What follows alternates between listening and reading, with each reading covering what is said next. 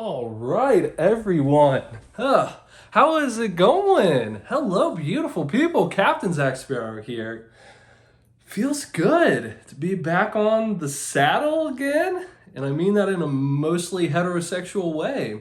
Let's jump right into things. A lot has happened, and a lot is happening since I last uploaded. A couple of housekeeping items that I just want to kind of say up front, and then we're going to dive right into things here for you guys. Zach, why haven't you been uploading? I haven't been uploading, number one, just because I didn't really want to. Number two, I'm kind of lazy. Mostly what it came down to was I had to do some soul searching like these last few months, like last 6 months really. And I don't mean that like in a way like I was like depressed or anything like that. I really like that's not where I was. So you don't have to worry about that. But what I mean is like I had to ask myself like, what am I doing with my time? Where am I bringing my focus and attention to? Not to sound too cliche or anything, but like, were there or are there any idols in my life, and really just things that are taking up more time than they should be. And I just felt like at the time, at least, that YouTube wasn't necessarily the best use of my time. Another big reason for that too, and the patrons knew this moving forward, now known as the OG crew. I had to focus my time. I decided to focus my time on crypto, especially during those last 6 months, because I knew something was shifting. And crypto is something that I had been aware of for quite some time, but not focusing enough of my attention onto. And wow, was I right? But I didn't know by like how much and how much of a game-changing opportunity that is. I do want to sprinkle some crypto talk and topics and talking and everything moving forward in these videos too as well. But I understand like a big bulk of the reason why you guys are here for me to talk about the collectibles markets. If I understand that right, let me know in the comments if that's not the case. But from what I understand, people at least originally subbed to this channel for us to talk about some good old-fashioned card games. Not so much about Zach's weird macroeconomical point of view jargon. And if you do like that stuff, I will more than happily oblige. So let's talk about so long story short, I definitely wanted to come back to YouTube. Like I know we took like a little bit of a break, but I do plan on making more videos now, especially like semi-regularly and that sort of deal. I'm not going to be doing like daily uploads or anything crazy like that, especially for starters, but number one, I don't want to get burnt out. Number two, I don't really want to say anything like when I feel like I'm forced to say something. So long story short, more videos are going to be coming. I'm really excited. There's a lot of information to cover, so much has happened, and I feel like I just need to talk about all of it in this video. We might kind of. Not all of it. Actually, I don't know. We'll see. We'll see where the night takes us. Probably not. The wife's on the way home. So let's get started at least. So the biggest thing that I want to talk about would be quantitative tightening is taking place. And this is more of like a macro point of view right now. Zach, what does that have to do with collectibles? It has everything to do with collectibles in a way. So for anyone who might not be aware of following the financial markets that close, of course, it will impact now the collectibles market. Now, to what degree is yet to be seen, yet to be determined. But anytime there's a macro shift, you will see it in the collectibles market. Again, to what degree depends on a billion different variables, right? So the reason why quantitative tightening is, first, what is quantitative tightening, Zach? I'm glad you guys asked. Quantitative tightening would be essentially, and this is us boiling it down here, and you can go ahead and Google and YouTube other stuff around it too, but just really quick, in the simplest sense, quantitative tightening would be banks would be selling off their financial assets into the financial markets. And because that is happening, now you're seeing more supply of those financial assets taking place. You're going to see prices decrease. And also, you're going to see interest rates go up. And the Fed just announced that rate hike like a week ago, 2 weeks ago now, I forget already. And we're going to see 4 more meetings by the Fed before the end of the year. The next one, I believe, is next month. I think it's in July. I don't know when you guys are seeing this video. I think you'll see it tomorrow, which would be the end of June. You're going to see it right around July, basically. So anyway, you're going to see, so what does that mean for us though, Zach? Well, interest rates go up, price go down. That's really what you need to know. That's what's happening right now. The makers, if you will, the financial gods have basically determined, hey, this no good. We need make change, right? That's what's taking place currently. So there's a lot to unpack there, right? Like if you do the smallest thing, I mean, you saw 75 basis point rate hike this last month. That's, yes, absolutely, that will impact how things play out. I said it before, I'll say it again. I anticipate probably somewhere in the neighborhood of 8 to 10% interest rates for mortgages in particular. You're going to see that trickle down across the rest of the economy too. Another interesting thing to point out that I want to touch on too would be this is the end of shmitah. What is shmitah? So it goes off of the Jewish cycle of time, and I would highly recommend looking at any of this stuff if you're not super familiar, and if you're at all intrigued about this, would be, so you're looking at the end of the sabbatical year, the end of the Sabbath year, right? The holy year.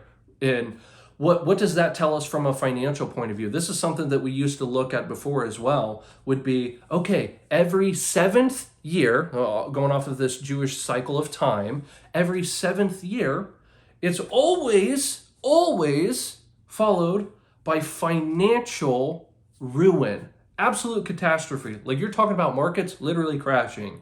Now, and I'm not saying like, oh, you should hate on the Sabbath year for that, or it has nothing to do with that, but it's something to be aware of. This is what have historically seen. I'm also working on getting my financial licenses back as well, so I can actually be a registered investment advisor again, so I can actually legally say this stuff without saying, not financial advice, because I hate saying that, number one. And number two, I just feel like it discredits everything that a person has to say.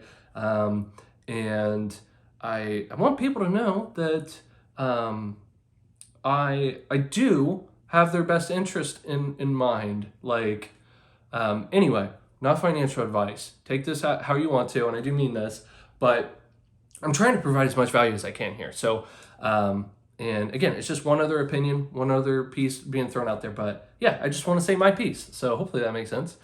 Thank you, guys. By the way, people have just been reaching out to me regularly saying, dude, you need to upload again. So I appreciate you. Thank you. That means a lot.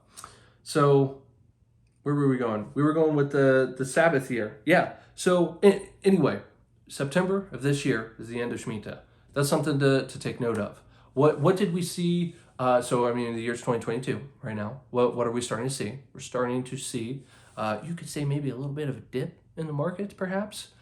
What did we see 7 years ago? So that would have been 2015. Oh, weird. That was the leveraged up traders, all that financial market meltdown in China. I don't know if any of you followed that at all. So that was a global catastrophe. What about 7 years before that? Oh, that's weird. That was 2008.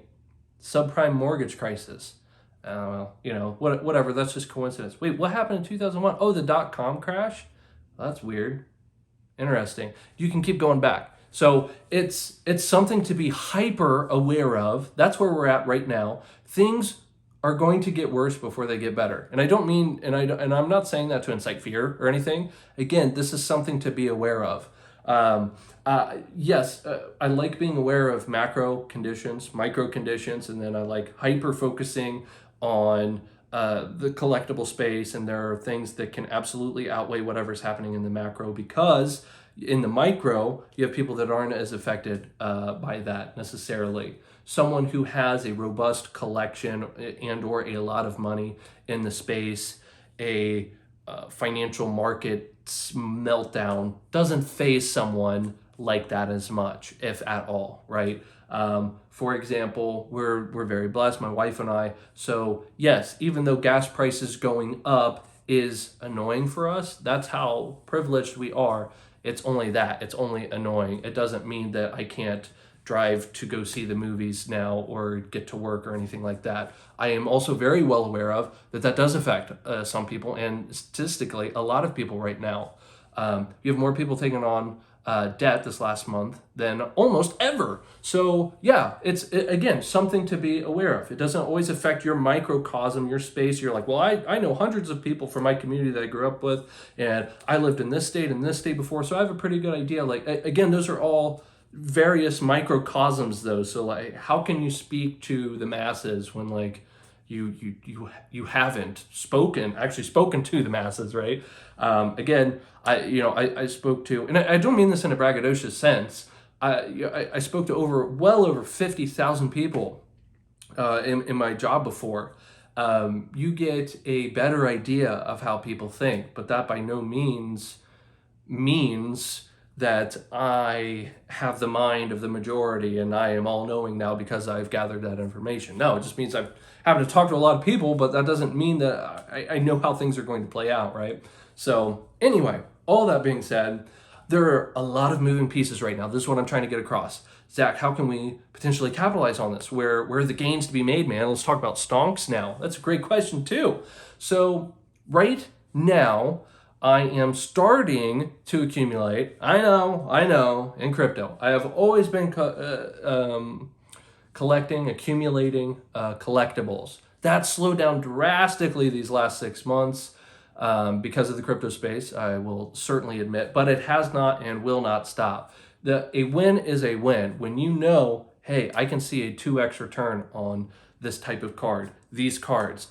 There's a flip to be made from PSA to CGC or vice versa, or these Beckett slabs are undervalued right now. This particular card from base set is undervalued. Whatever it is, take advantage of that. Where there's profit to be made, I am not one to ever argue that. No, where I would want to position myself would be to make a better financial decision, hopefully, instead of going for the 2x, why not go for like the 8x or the 10x or the XXX, right?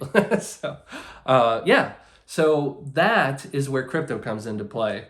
That is also where other collectible cards come into play. Zach, you're being kind of vague now. And I am being vague on purpose.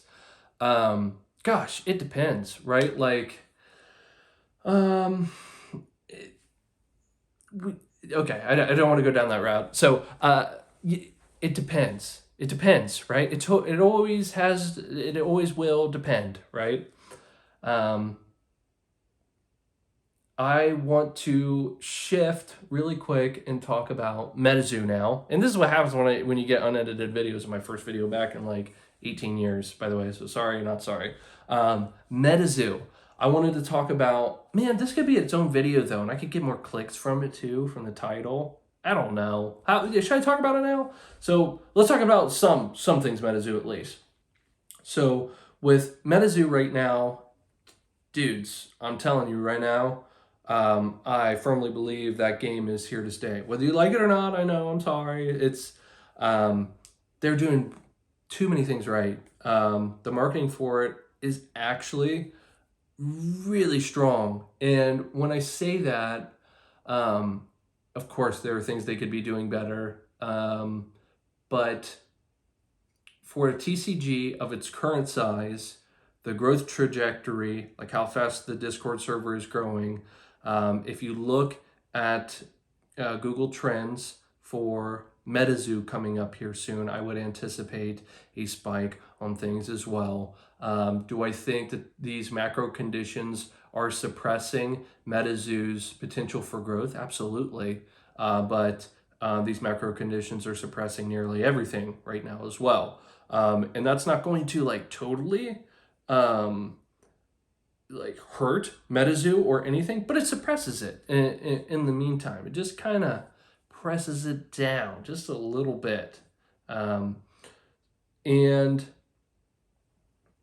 I'm still bullish on MetaZoo. I'm buying less and less product of MetaZoo with every iteration, every new set. And my word, that Discord server is one of the most annoying things on the planet. I freaking hate how many pings I get in a day. Like I have to have them on or else I'll miss stuff. But whew, Mike and team, you guys ping way too much. You have some mods in there pinging, that literally ping to say, hey, the update is there is no update. Don't do that. Stop that. That is awful. Cut that out, please. My word. All right. So moving on past that gripe. Like the team is doing really good though. They really really are. They truly are doing great work. But again, I'm taking a look back, taking a step back and looking at the MetaZoo spectrum and saying, would I rather have Cryptid Nation that I'm holding on to? Would I rather have base set, or would I rather have Jungle? Or would I rather have Fossil? Or would I rather have Aquapolis? Or I'm going to want the older set, right?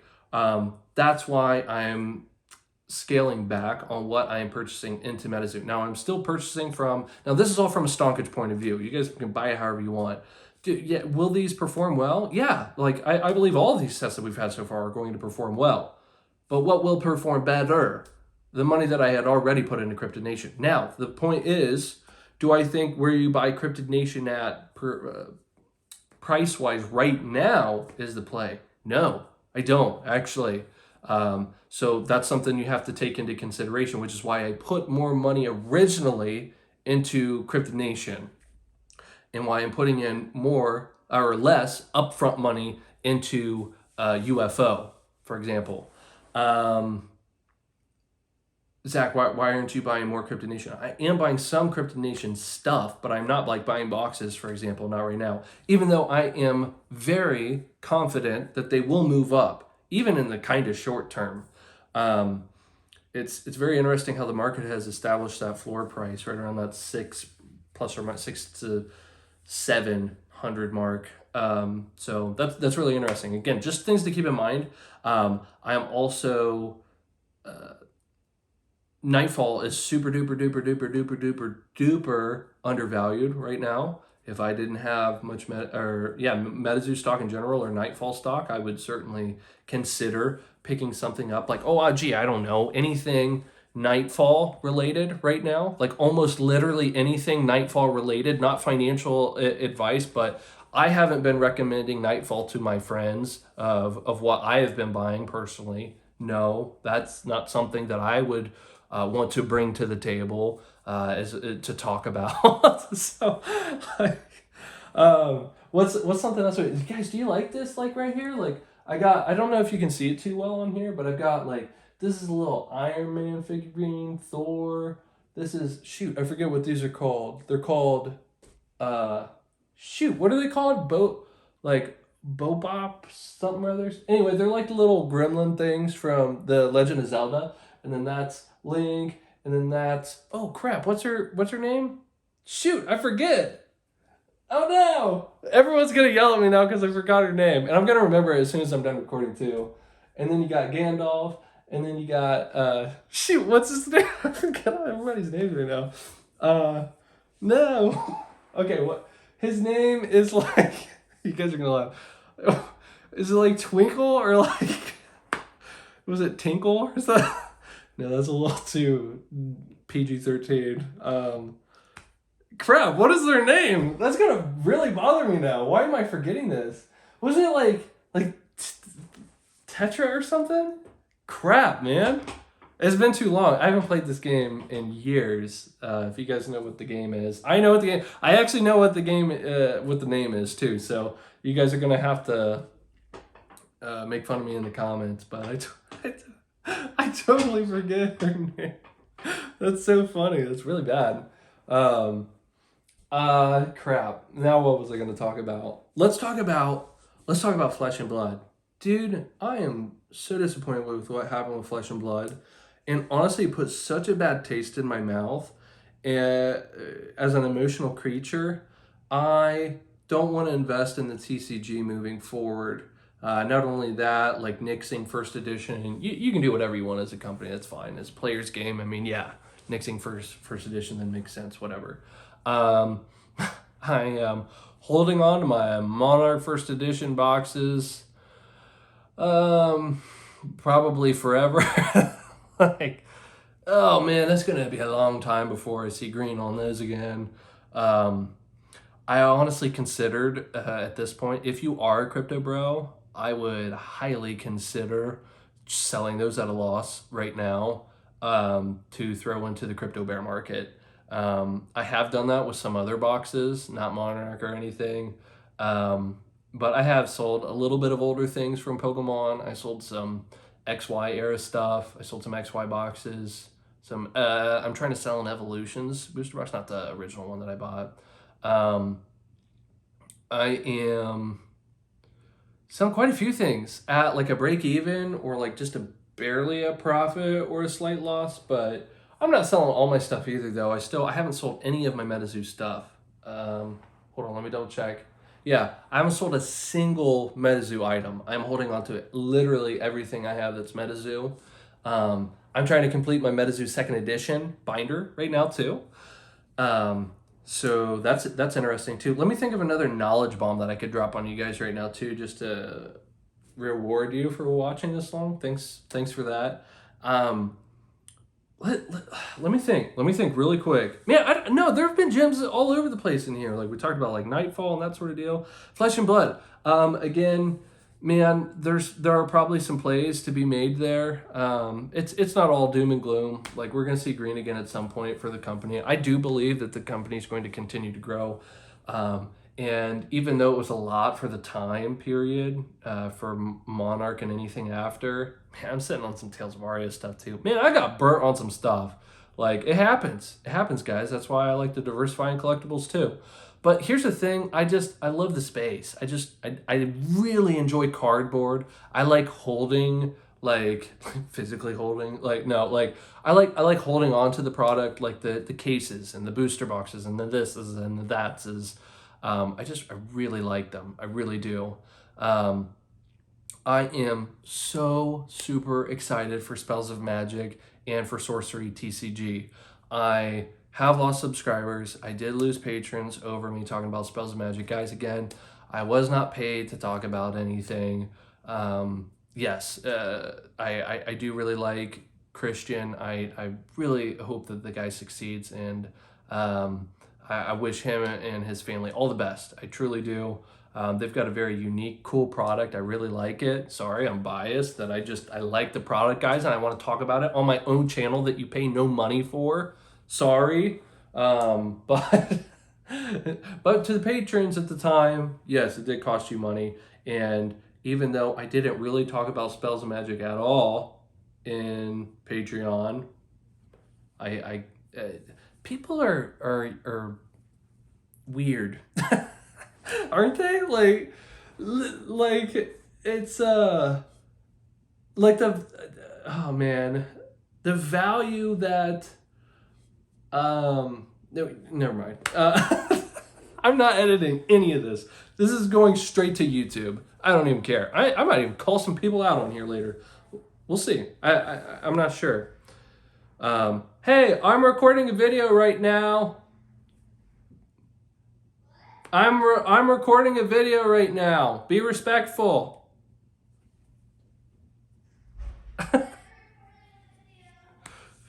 All right, so